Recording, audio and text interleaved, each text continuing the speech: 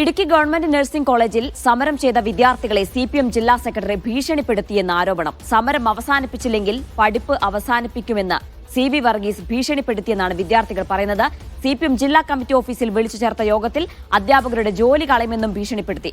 അധ്യാപകരോട് ഉൾപ്പെടെ യോഗത്തിനെത്താൻ നിർദ്ദേശിക്കുന്ന nursing college പ്രിൻസിപ്പലിന്റെ WhatsApp chat പുറത്തുവന്നു.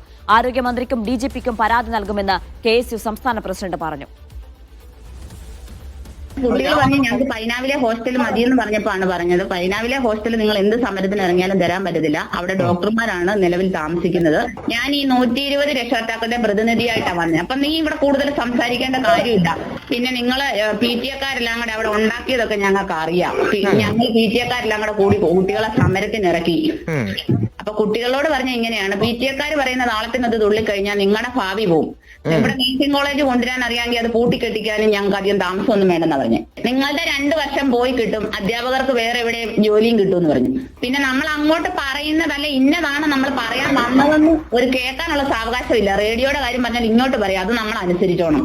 എന്നെ ശരിക്കും അറിയാവോ എന്നുള്ള രീതിയിലുള്ള ഭീഷണി.